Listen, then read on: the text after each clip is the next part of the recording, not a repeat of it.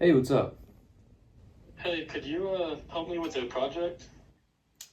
I don't know. I'm kind of busy with homework. It's pretty short. I can show you the script and stuff. Are you at the CSA? No. No, I'm not at the CSA. Well, where are you? I can come to you.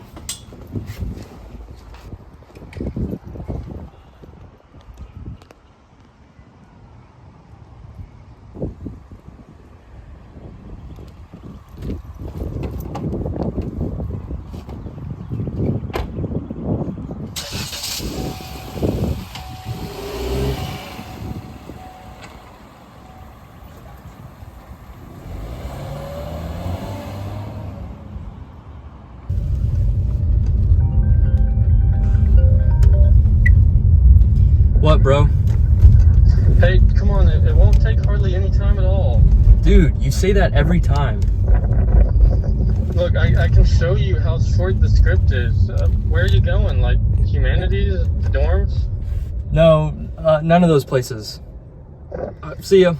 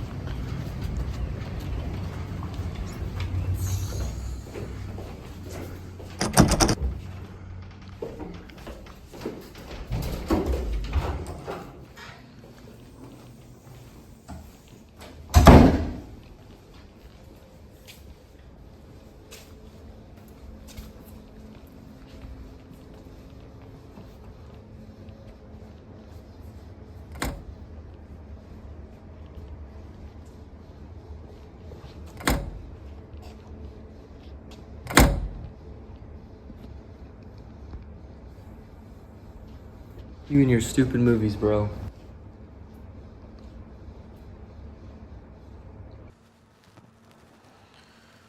It's not always easy making a movie, but then again, it may not be as hard as you think. Everything you just saw before now was filmed and edited entirely on the iPhone, just using the phone's camera and the free app. My name is Daniel Fleming, and today we'll be talking about local film production in Mobile, Alabama. I'm currently the creative director of JAG TV, a film studio run entirely by students at the University of South Alabama. In fact, everything after this was filmed live by students of a TV studio class. Hopefully with this show, we can get the word out to any young creatives out there that if you're passionate about what you do, you can make something truly worthwhile. It just takes learning, practice, and dedication. The first thing we have to share with you today is a short film from JAG TV. It's not long and it was filmed all in a single afternoon. When we come back, we'll have a special guest with us, so I hope you'll stay tuned. But for now, let's watch a movie.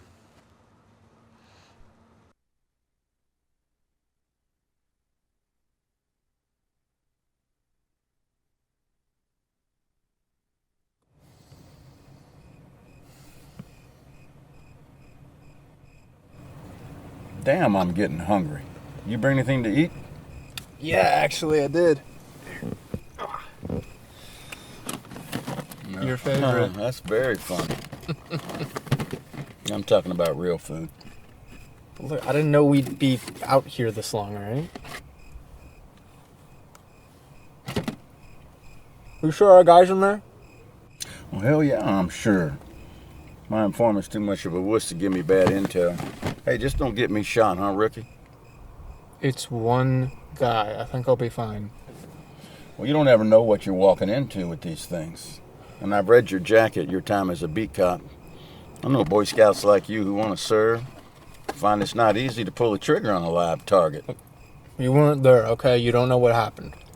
I know that your partner got caught in the crossfire and you froze up and were too scared to do anything about it. Hey, I don't want that happening to me, okay? Yeah, that sounds like danger.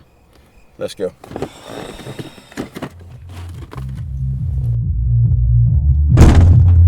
Luis!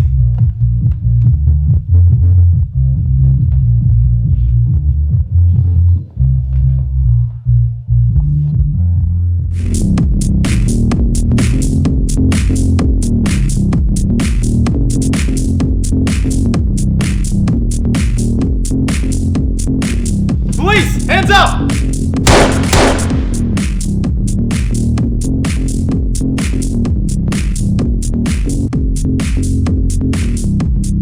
Police! Freeze! Don't reach for it.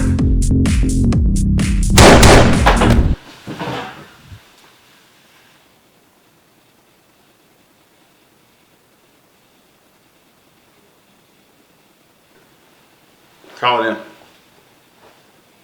You killed him. I just saved your life. He was gonna surrender. He was going for his gun. We should have taken him in. Hey, look, kid, I know this is all new for you, but this isn't Quantico. You want to live, you take every tactical advantage you can. This isn't right and you know it. Damn, you're green.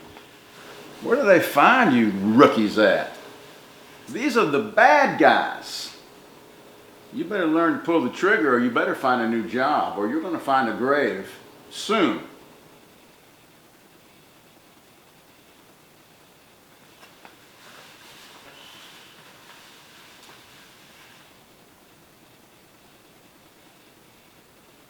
You gonna call it in or what?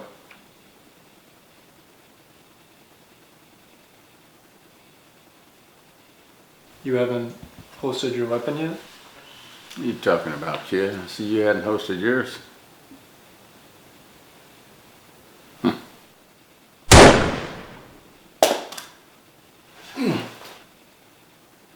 1052, I need an ambulance on my location, stat.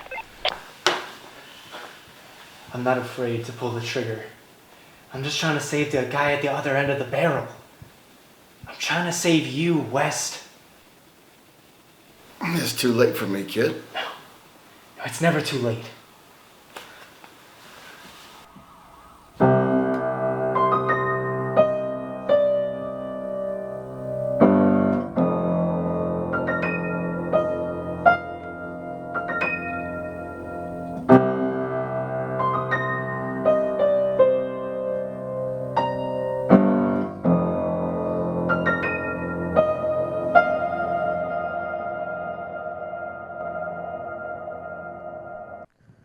Still far from perfect, but we are learning, and that's genuinely the most important thing. Our first guest today is Kelly Shiraz. She runs the Mobile Film Office, coordinates with all the movies filming in town, big and small, and she's here with us to talk a little more about the film industry in Mobile and what it's like. Kelly, thank you very much for joining us. I know you tend to have a busy schedule. Thanks for having me. Well, our first question, just like, how long have you been working with the film office, and what's it like there? So, officially with the film office, I've been the director of the film office for a year, but I've been with the office for 3 years, and prior to that, I worked in the film industry in Mobile, so I had a lot of interaction with the film office throughout my film career. Yeah, that's pretty cool. I hear you do fair amount of work with high school film students and helping them with their projects. What's that like, especially like compared to working with the movies that come to town? So working with the students is a different experience, but it's all about creating a workforce development program, giving students the opportunity to learn and grow as they're developing their skills, whether it's middle schoolers, high schoolers, or college students. We've created programs that kind of work with all of them, from our in the classroom learning classes where we team up with local public schools and private schools to bring filmmakers into the classroom. We've just did one with Baldwin Prep. We've done one with Baker High School. We've gone all through Mobile County, and we're even branching into Baldwin County at this point. And so it's cool to see the students bring their projects to life, but also on a different level of how creative. There's so much talent in Lower Alabama, from the little ones, working with, getting to watch the Mobile County Public School Film Festival every year, like how much talent there is just in our school system. So the program's kind of grown. And then we have the Shadow program, which is targeted at our high school to college age students to help bring, put them on sets, get them real world experience, build those resumes, make the networking connection. So when they do graduate or when they decide where they want to go in life, they have a path. And we try to work with each student individually to create that path.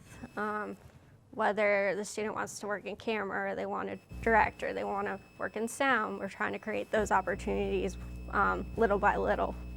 It's pretty cool. Yeah, it sounds. I mean, yeah, that's something that I think is cool. Is just trying to, build up the local industry, local creatives. I know there's several local production companies. How many movies are from out of town, or what kind of work did the local production companies do? Is it more like commercials, or? So every year's a little different. With the state of the industry right now, our commercials are through our local production company. That's the infrastructure of Mobile. I mean, that's the infrastructure of Lower Alabama, really, and even across the state, is the local production companies, because they're creating the workforce. They're creating, giving the opportunities for people to work on commercials, and they pump out. I mean, right now we've probably pumped out 190 commercials already for this year, and that's all different production companies, all in the Lower Alabama area, and that's just what's being reported in, because they've asked for help, or they've let us know. Films this year has been a little bit on the slower side, but that's just with incentives and just the competitive market it is. But our film crew is working. They're just working elsewhere, whether it be in different parts of the state or outside the state. As far as movies go, some years are really great. Right now, we're more on past projects are starting to get pumped out and released versus us actually actively shooting films. But last week we had a production company from Florida in town shooting a docuseries. We've had companies in shooting commercials, and then we've had our local production companies that are really working with local small businesses to promote them, and that's building the community and the structure. Right, yeah. In fact, one of the commercials that we filmed with Braxton's project, which he's going to be on the set in just a little while, was an ad for the bakery that operates out of the place where he works. That, like one of those like movie ads where the character of the movie like comes in. But I imagine it's pretty exciting working on like with the big stuff as well as the local stuff. I mean, local stuff like the community, that's pretty special.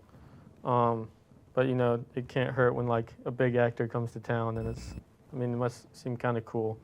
Or maybe it becomes kind of mundane. I know Life of Chuck was filmed here and is about to come out in theaters soon, I think, unless it already has. I know one of our film graduates, Ryan, worked on that as the sound guy. Yeah, it was really awesome to see Ryan as a student getting the opportunity with Brett to be a sound utility on that, and that was really cool.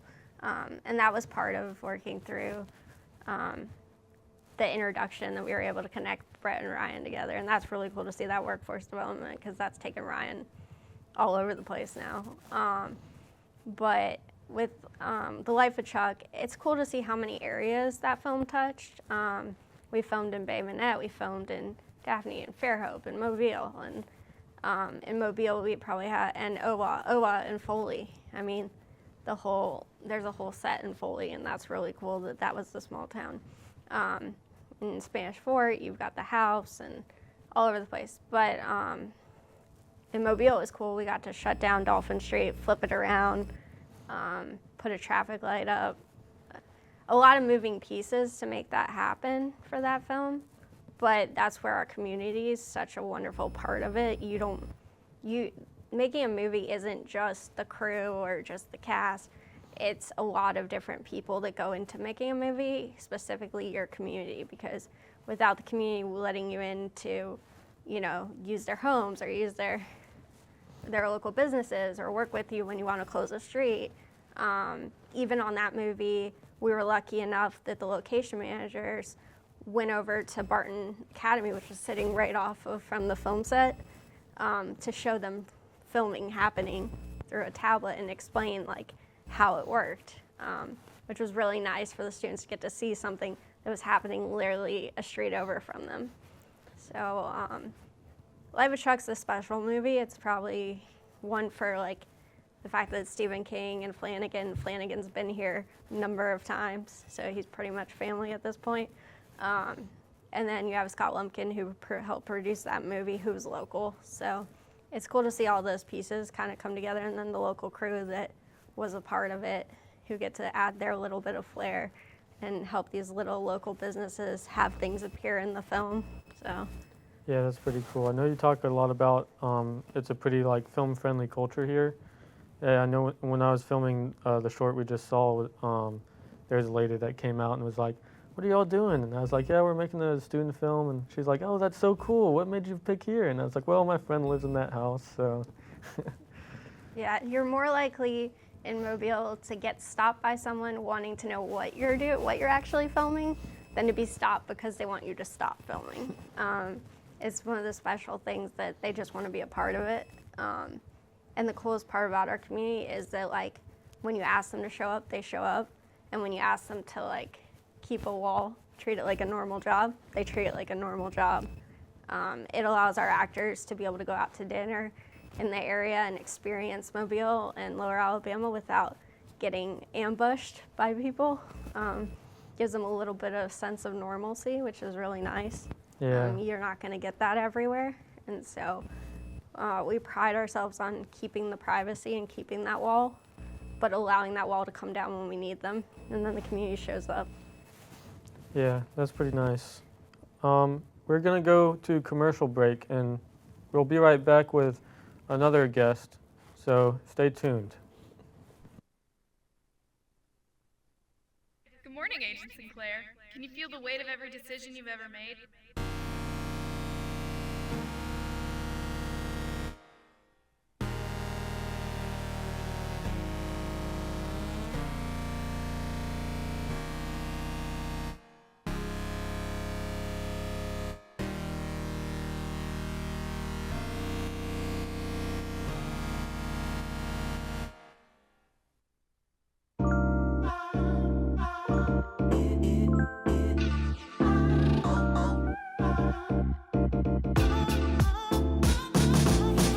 Got an interest in television production? Join JAG TV as we explore our greatest depths of creativity and digital experiences.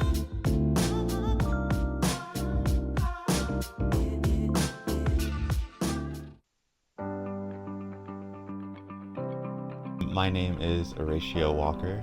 I am the manager over the Prowl 97.1. We are a campus student-run radio station here on South's campus. Pretty much we just play music, and also we have different programs that students can come and join. We're always looking for volunteers, people to come in, talk about what they're passionate about. We have, programs that show, people talking about their songs, songs that they're passionate about, songs that they love. There's this one, her name is Sophia. She comes on and she talks about different genres of music, I think from different cultures. She brought her German professor on to talk about, German rap, and that was interesting. Joining the Prowl is a great opportunity for you to not only learn about yourself, but for us as peers to learn about you. So this is the opportunity you can come on and share those interests. And so yeah, I would encourage anyone coming in, please check out the Prowl. You know, we're always looking for volunteers. So yeah, I would strongly encourage them to check us out.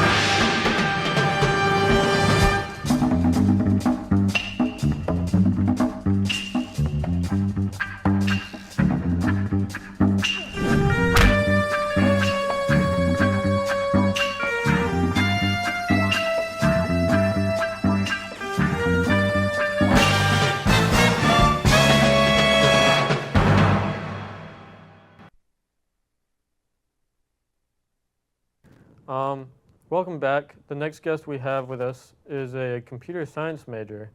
He's a producer of a new short film coming out, and also he started the 3D printing club here at the school. Braxton, thank you very much for joining us. Thank you, Daniel, for having me. Well, I know you've been hard at work editing the film. We actually, just saw the trailer at the beginning of that commercial break. Yeah. And maybe we can show it again in a minute. But why don't you tell us a little more about the film? Yeah, man, great question. So the film actually was born, the idea of it, probably about a year ago now. The main actor in it, Derek Moore, we worked at a steel mill together. Through a program, we found each other and we started talking about this idea. And I honestly can't even tell you like what the day that it popped into our heads.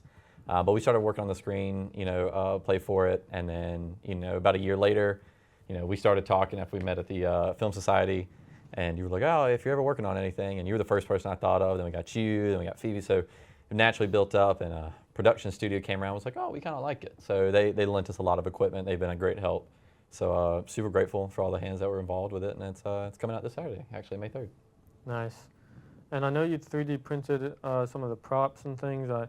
There's a combination of friends and like me and the people you just kind of met along the way. Maybe tell us a little more about making a film on borrowed time with borrowed equipment. Yeah, that's actually a great way to put it. It was really just like I felt bad, asking. I was asking y'all's time. I was asking for these 2 Blackmagic 6Ks, gimbals, audio equipment.